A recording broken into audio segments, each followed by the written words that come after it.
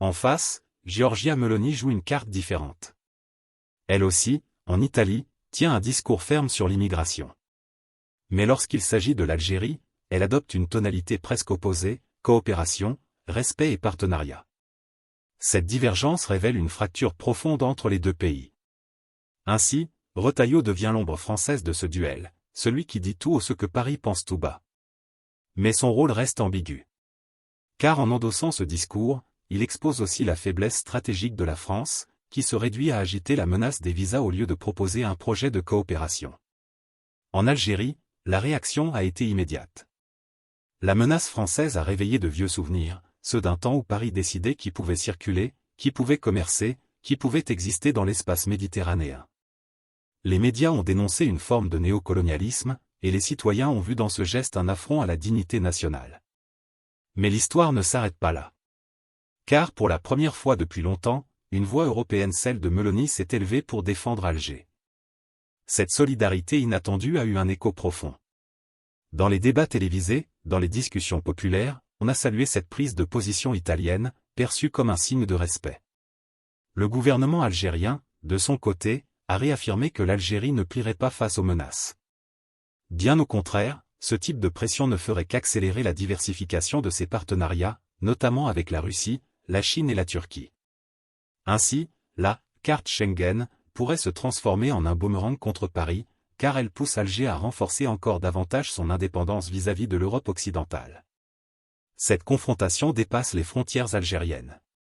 Elle révèle en réalité une fracture au sein de l'Europe elle-même. Le Nord, incarné par Paris et certaines capitales proches de Bruxelles, veut maintenir une ligne dure envers le Maghreb. Le Sud, avec Rome en tête, défend une approche plus pragmatique et coopérative. Schengen, censé unir, devient donc un champ de bataille interne. L'Italie accuse la France de rigidité et d'arrogance, tandis que Paris dénonce le « populisme méditerranéen » de Meloni. Ce clivage illustre une vérité dérangeante, l'Union européenne n'a pas de politique claire envers l'Afrique du Nord, mais seulement une addition de stratégies nationales. Et au milieu, l'Algérie devient un symbole. Chaque capitale européenne projette sur elle ses peurs, ses ambitions et ses rivalités. Derrière ce duel de déclarations se cache un enjeu plus profond, la question de la souveraineté. Meloni, en défendant l'Algérie, rappelle que ce pays a droit à une relation égalitaire avec l'Europe. La France, en brandissant Schengen, laisse entendre que cette égalité est une illusion, et que la dépendance structurelle reste une réalité. Mais l'histoire montre que l'Algérie a toujours cherché à briser ces chaînes. La guerre de libération, les décennies d'efforts pour se libérer du franc CFA et des mécanismes de contrôle européens, tout cela converge vers une même idée, l'Algérie veut être libre. Ainsi, la confrontation actuelle devient un symbole. Meloni incarne, peut-être malgré elle, la reconnaissance de cette souveraineté. Retailleau, à l'inverse, incarne la volonté de maintenir une relation asymétrique. L'affaire Meloni-Retailleau dépasse le cadre d'un simple différend diplomatique. Elle marque peut-être un tournant. Car pour la première fois depuis longtemps, une grande puissance européenne s'oppose frontalement à la France au sujet de l'Algérie. Ce geste restera-t-il symbolique, ou ouvrira-t-il une nouvelle ère de relations euro-méditerranéennes? L'avenir le dira. Mais une chose est certaine, la défense de Meloni a redonné une voix à Alger sur la scène européenne. Et la menace française, loin d'intimider, a ravivé une mémoire collective qui ne supporte plus l'humiliation. Dans ce duel de mots et de stratégie, l'Algérie n'est plus un spectateur. Elle devient le centre d'un bras de fer où se joue bien plus que des visas, la reconnaissance d'une nation qui refuse d'être reléguée à un rôle subalterne. Peut-être, au fond, est-ce là le véritable message, dans le tumulte de Schengen et des discours politiques, ce n'est pas seulement le destin de l'Algérie qui est en jeu, mais celui de l'Europe elle-même, appelée à choisir entre la domination et la coopération, entre l'arrogance et le respect. L'Europe politique s'agite, et au cœur de cette tempête, deux capitales se font face, Paris et Rome. L'une tente d'imposer son autorité par l'influence et la menace, l'autre choisit la défense d'un partenaire méditerranéen trop longtemps méprisé. L'Algérie, pays d'orgueil et de mémoire, devient une fois encore le théâtre silencieux d'un duel qui dépasse ses frontières. Giorgia Meloni, présidente du Conseil italien, n'a pas mâché ses mots. Face aux insinuations françaises et aux tentatives répétées d'isolement de l'Algérie, elle a pris position. Un geste inattendu dans le paysage européen, où les grandes puissances choisissent rarement de se ranger du côté d'Alger sans calcul caché.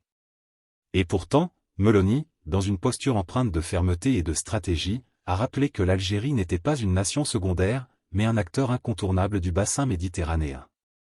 En réponse, la France a dégainé une arme inattendue, lourde de conséquences, la carte Schengen. Derrière les apparences d'un simple débat sur la circulation et les visas, se cache une menace bien plus grave, celle d'exclure, de marginaliser et d'humilier. Le nom de Bruno Retailleau surgit alors dans ce bras de fer. Figure politique française, il a donné une voix aux inquiétudes de Paris, osant transformer un instrument de coopération européenne en outil de chantage diplomatique. Ainsi, le décor est planté. D'un côté, une Italie qui surprend en s'érigeant en défenseur d'Alger, de l'autre, une France qui, au nom de sa puissance et de ses blessures coloniales, tente de rappeler qui commande dans l'espace méditerranéen. Ce n'est pas seulement un affrontement politique, c'est une confrontation de visions, une lutte de symboles, et peut-être le signe d'une fracture plus profonde au sein de l'Europe. L'Italie et l'Algérie n'ont pas toujours entretenu une relation linéaire. Mais depuis quelques années, une évidence s'est imposée, le gaz, la Méditerranée et la souveraineté énergétique. Lorsque la guerre en Ukraine a bouleversé les équilibres énergétiques européens, Rome s'est tournée vers Alger. Le pays de l'autre rive est devenu, presque du jour au lendemain, un allié vital pour assurer la survie industrielle et économique de la péninsule italienne. Giorgia Meloni a très vite compris cette réalité.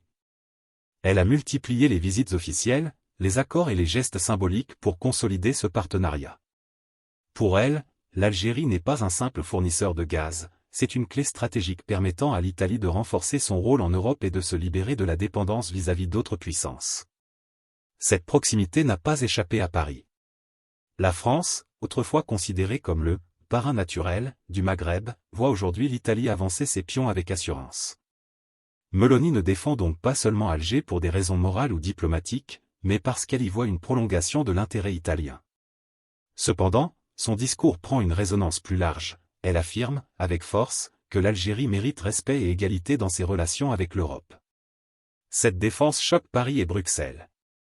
Car si l'Algérie obtient le soutien d'un État membre du G7, cela fragilise la posture française, qui repose souvent sur l'isolement et la marginalisation d'Alger. Meloni a donc ouvert une brèche, elle a placé la dignité algérienne au centre d'un débat européen, forçant la France à réagir par des moyens plus durs. Pour Paris, il était inconcevable de laisser cette nouvelle dynamique s'installer sans réplique. Mais la riposte ne pouvait être militaire, ni même strictement économique, elle devait être institutionnelle et symbolique. C'est ici qu'entre en jeu l'arme redoutable de Schengen.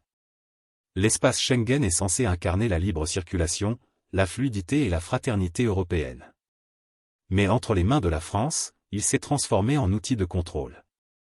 Paris a laissé entendre que l'Algérie pourrait subir des restrictions accrues, réduction des visas, durcissement des conditions de circulation, voire exclusion partielle de certaines facilités. Une manière de rappeler qu'au-delà des discours de souveraineté, l'Algérie dépend toujours, dans une certaine mesure, de l'accès à l'Europe. Retailleau, président du groupe Les Républicains au Sénat français, a porté ce discours avec vigueur. Ces déclarations ont été présentées comme une réponse au laxisme italien, accusant Meloni de faire le jeu d'Alger au détriment de la cohésion européenne. Derrière ces mots se cache une logique plus profonde, faire pression sur l'Algérie en rappelant que Paris conserve des leviers puissants. Mais cette utilisation de Schengen a eu un effet paradoxal, au lieu d'affaiblir Alger, elle a renforcé la perception que la France demeure prisonnière de réflexes coloniaux. Car Schengen, conçu pour unir, devient sous Paris un instrument d'exclusion. Dans ce bras de fer, Bruno Retailleau occupe une place centrale. Mais est-il réellement le stratège de cette offensive, ou seulement un messager chargé de tester l'opinion publique?